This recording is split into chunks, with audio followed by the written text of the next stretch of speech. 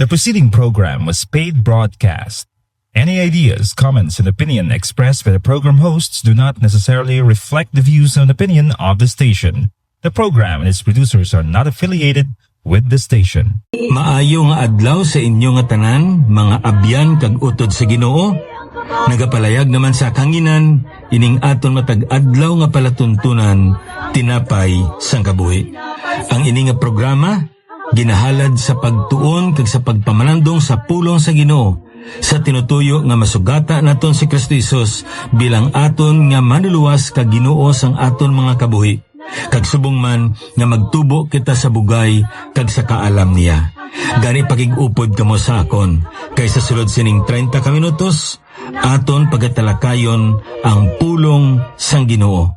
Diri sa aton palatuntunan sa kanginan, tinapay sang kabuhi. Ang aton dinapit nga managhambal sa sini nga adlaw, isa ka alagad sa Ginoo nga iya gintawag nga mangin chaplain sang aton nga Philippine Coast Guard. Ihatag nato na tion sa pagpamandong sa pulong sa Ginoo paagi sa iya alagad, Reverend Jeselav Valencia. Mayong aga sa tanan, dalayawan gid ang Ginoo sa sini nga tinuon nga kita makapamalandong sang iya nga pulong pagkaon sa aton nga mga kalag. Magapangamuyo kita.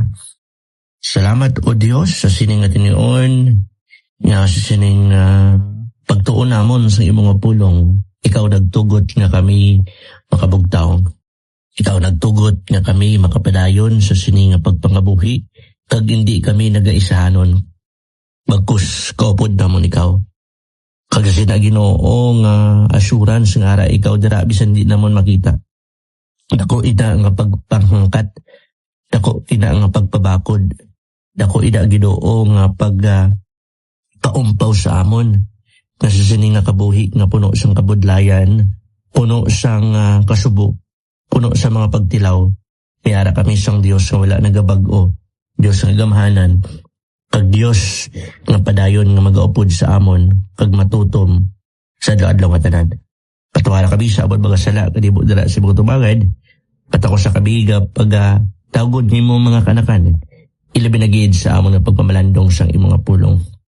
Ini ginato ginamon nga may pagpasalamat sa ngalan ni Kristo Jesus ngamon manluluwas. Amen. Kag amen. Dong sa sining nga tinion, intentional service. Intentional service in an acronym of GOAL. In an acronym of GOAL. Ano ba lang goal naton sa sining nga tuig? Hindi na naton pag-istoryahan ang ginatawag nga New Year's resolution. Kaya man, wala sang New Year's resolution nga natuman sa bilog na tuig. Wala sang New Year's resolution nga naghatag sa aton sang consistency because it is not perhaps sustainable. Aton tanawon kung ano bala ang dapat nga mangin goal sang isa ka Kristohanon. Kung ano bala dapat ang mangin goal sang isa ka tumulo ni Kristo Jesus. Mayara sang isa ka basketball team, kag sa tanan nga mga team nga nag-intra sa mga paliga, wala sang basketball team nga hindi gusto mag-champion. Because their goal is always the trophy. Di paano na nila malambot ang ina nga kamatuuran? Paano nila malambot ang goal nila? Of course, every day nag-invest sila sa ilang nga pagtrabaho, sa pagpractice, pagpakondisyon sa ilang mga lawas, pagpakondisyon sa ilang nga team. Dapat may chemistry, dapat may unity, para paglabot dito sa court may teamwork. Dapat nabalaan nilang ilang nga placement. Dapat may mga communication sila. Dapat nakabalo sila kung anong obrahon sang tagsa-tagsa. Kabalo sila sa ilang nga role. Because they know their role that gives them the power to achieve their goal. In other words, ang clear goal gives us the power. Amoy nang ginahambal dali sa Colossians chapter 3 verse 23. Hambal sa pulog sa Ginoo, whatever you do, work at it with all your heart, as working for the Lord, not for human masters. Sang ginsulat ini ni Apostol Pablo ining bersikulo para sa Colossian Church dito sa Colossae. Sa ilang nga time, grabe ang slavery. Parte kag normal during those times sa ginatawag nga slavery. But Apostle Paul encouraged everyone, ayan siguro nangin slave sila, ngagin connect ni Apostle Pablo sa ginatawag nga Christianity. Kaya naanad sila nga magtrabaho para sa mga boss nila, para sa mga ginatrabahoan nila. Nga bisan pa dito paglabot sa ilang simbahan, ang ilang mindset sa pagtrabaho para Japon sa tao. Kung sa sinodra ang gadumala sa simbahan, magserbisyo kung magpangalagad sila sa simbahan. Kung sa sino ang may tigog sa simbahan, do para sa sinang tao, himuon nilang tanan para malipain ang tao. But Apostle Paul reminded them, hindi kamo yung mga lagad para sa tao. And more importantly, ang inyong ginaobra, okay, may nakakita man ako wala. Dapat ang agi, ang direksyon sa inyong trabaho, do kaangay nga nagatrabaho kamo para sa Dios. Ang aton nga alagad ri King of Kings and Lord of Lords. In other words, kung nagapangalagad kita, kung magserbisyo kita sa King of Kings and Lord of Lords, ano bala dapat ang aton nga agi? Ano bala dapat ang aton nga trabaho? Pawala nga trabaho? Simple lang nga trabaho? Though wala naton ginahatag ang aton nga pangunuan sa trabaho, hindi kinanglan naton mangin excellent sa aton nga ginobra. Meaning to say, kung aton obrahon ang aton trabaho para sa Diyos, every task becomes an act of worship if it's done for the Lord. Because service is active. Hindi saya nga kung gusto mo, sige kung namin pamansyag mo, magpangalagad, okay Kung do takad ka ba, wala ka ganati, wala ba di. But service to the Lord is not like that. Amo inagani ang aton nga tig-ulo sa siliga pagbabalandong, intentional service. Our goal this year should be intentional service. Dapat ginahungod, ara sa tagipusoon naton, nga dapat tanawon naton ang mga kayunan nga magpangalagad kita sa Ginoo.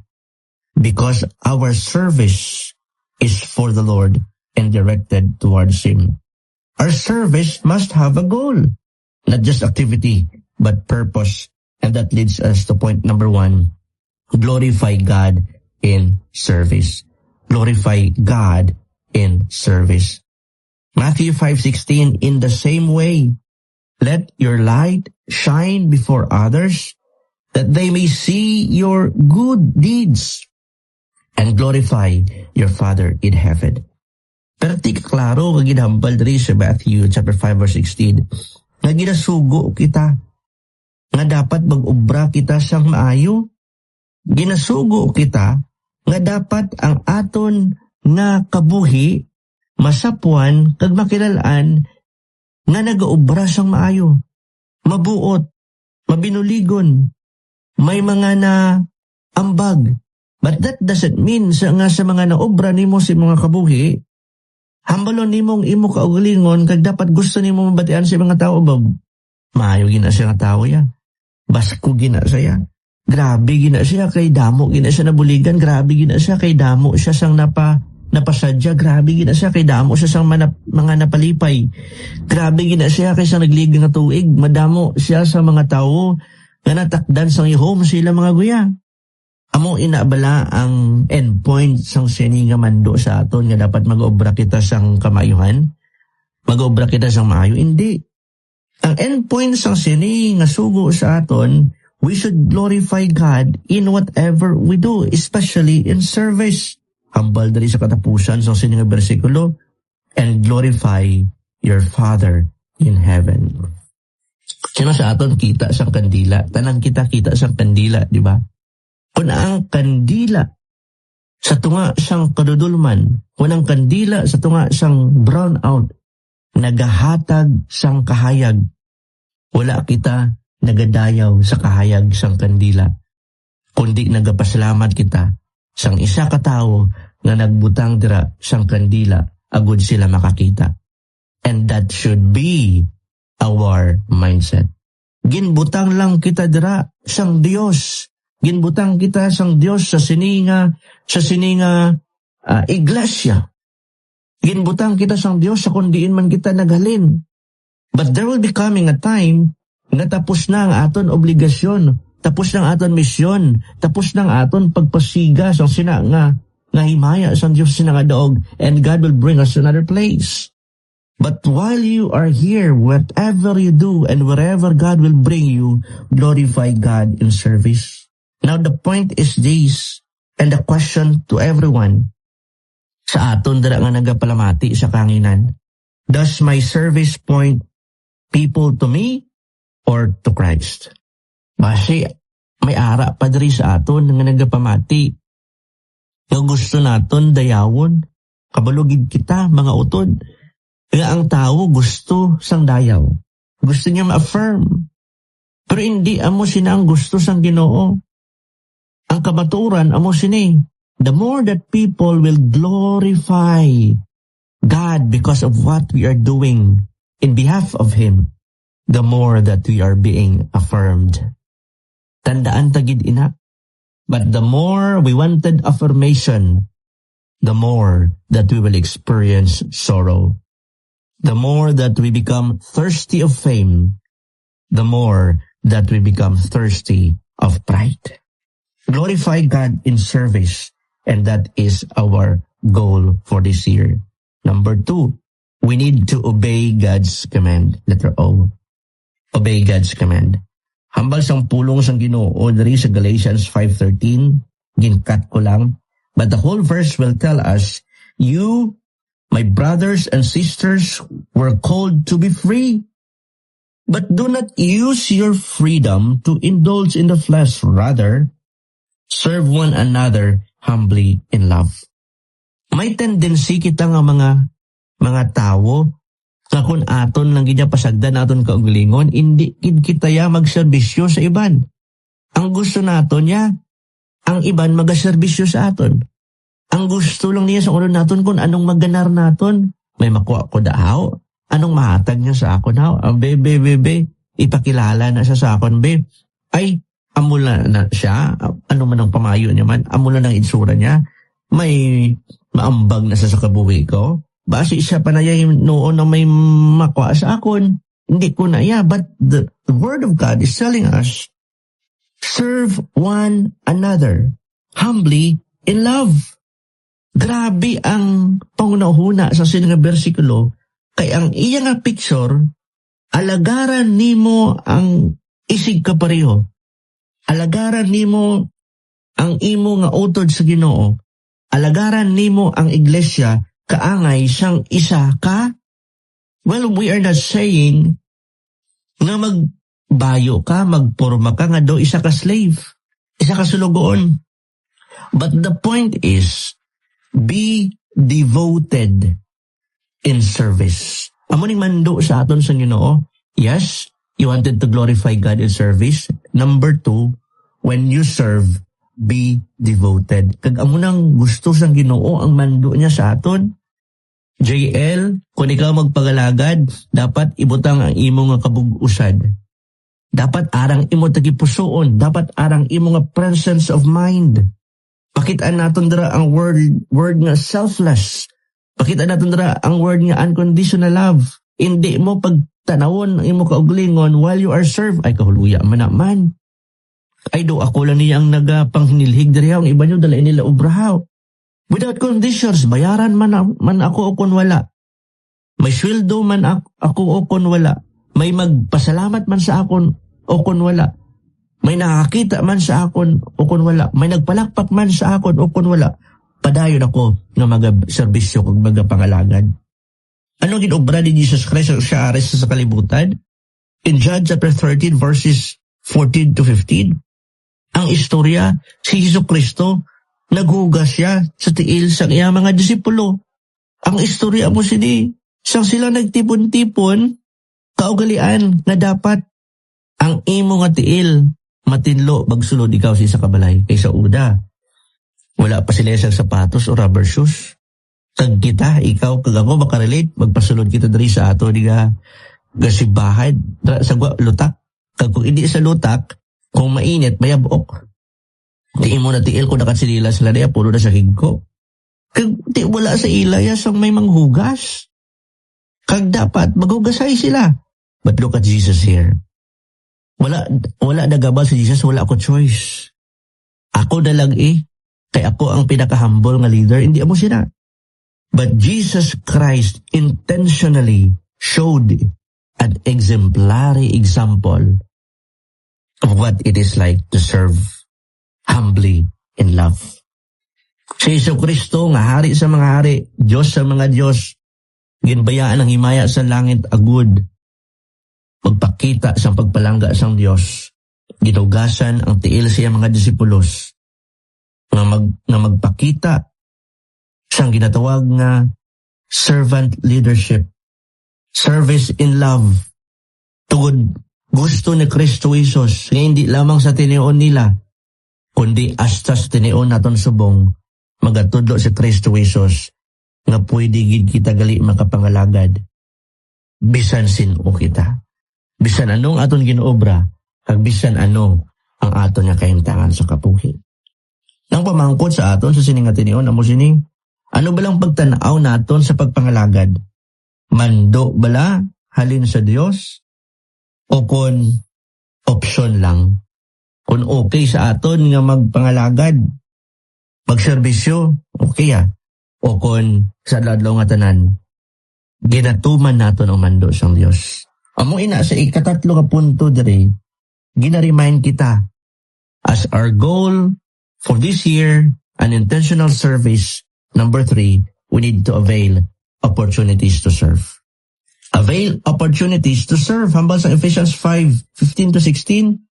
Be very careful then how you live.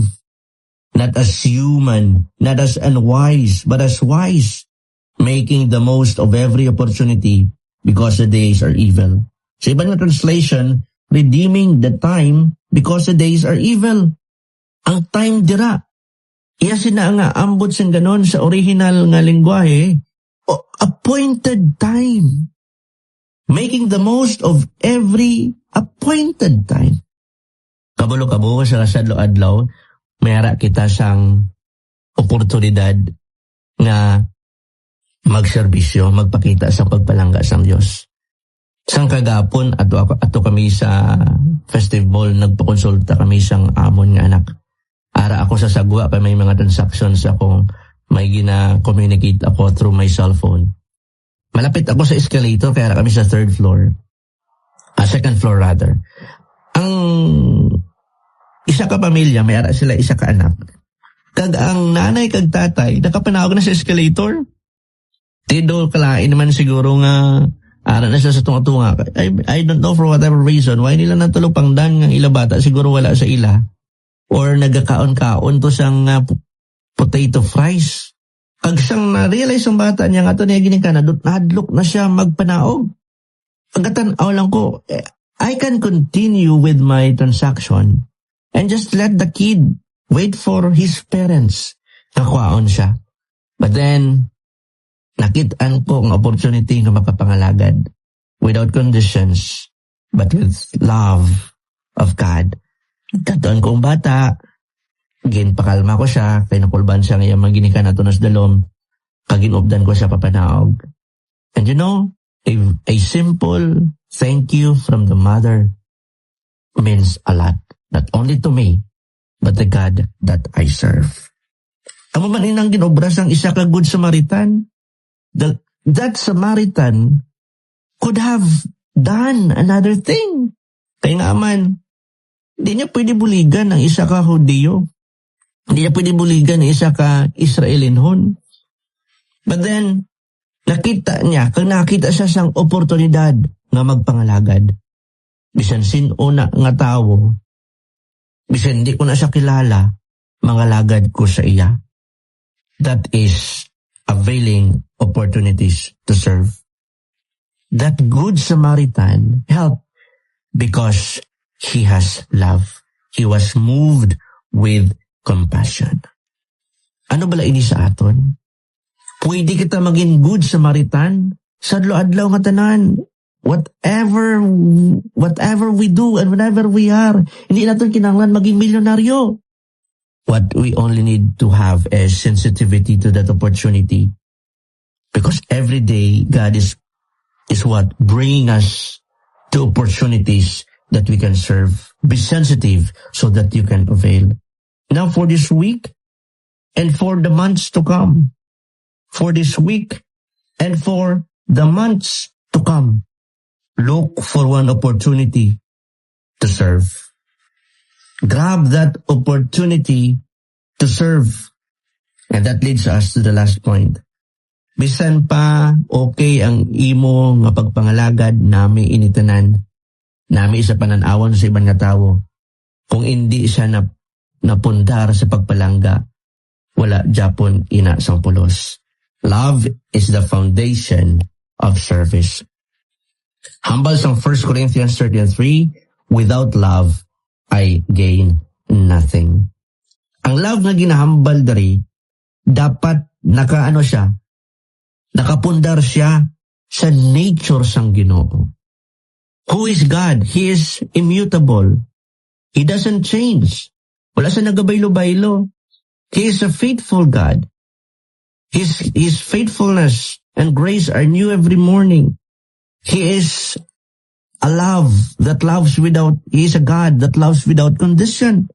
So, dapat ang aton nga pagpangalagad, amo man ina, lahambal dari, biskan ano pa na ang imo ginaobrada, kung wala na sang pagpalangga, dira, especially pagpalangga sang Diyos, wala na sang pulos. Meaning to say, kung nagaserbisyo ka na may pagpalangga, kaangay sa nature sang Ginoo, dapat wala man gabag-o-bag-o. Dapat consistent and that should be sustained throughout the year. Kay dapat, ang aton nga pagpalangga, ug pagserbisyo, dapat makitaan sa aton nga pagpangalagad sa Ginoo, hindi lamang kada Domingo, kundi sa adlaw nga tanan. Mayara sang isa ka president sang seminary, kag ginbisitahan sa namon sang isa lang gid ka atinion sa nagligan nga tinuig.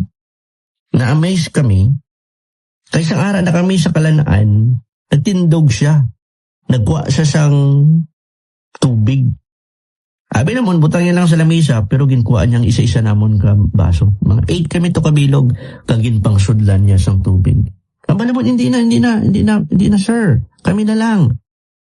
Well, no. This is my love for you. This is my service for the King. My dearly beloved, not all of us can do great things. But even in small things, we can do it with great love. Ang pagpangalagad sa mga nga presidente ng seminary was fueled by love. Ano ba lang aton yung pagpangalagad sa Ginoo? Ano ni pamangkot sa aton? Is our service sa simbahan man kada Domingo o pon Monday to Saturday motivated by love or by obligation? Motivated by love or by obligation.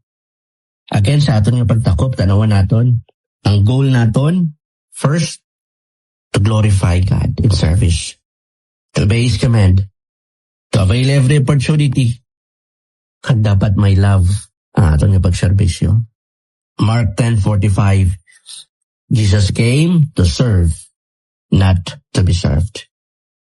Ang challenge sa aton, sa sining nga pagtakop sa aton yung pagmalandong, let's commit unto the Lord one intentional act of service this week. Isa lang, anay. And that should be intentional. Lord, ano ba lang gusto mo ipobra sa akin? Lord, kabay pa, amunin ang desire sa akin na heart. Please grant this. I want to avail this opportunity na makaserve ko sa imo. Whatever that is, my dearly beloved, be sensitive. Intentional service is not about doing more. It's about serving with a goal. Inong Diyos, salamat sa imong gahom. Salamat sa imong pulong. Nga nag-remind sa amon sang madamo-damo nga bagay. Buligi kami, nga amon gid tigayon kag mahimo ang bulaton sa isa ka Kristohanon. Amo ina ang magpasigas sang suga kag mangin asin. Hindi kay tungod gusto namon nga dayawon ng misang tao. Kundi dayawon ikaw nga Dios namon nga nagbutang sa amon sa nga daog. Salamat sa ningatinon sa pagpamalandong sa mga pulong. Ni amon ginatugyan nga may pagpasalamat. Sa ngalan ni Kristo Jesus nga amon manuluwas. Amen. Kag amen.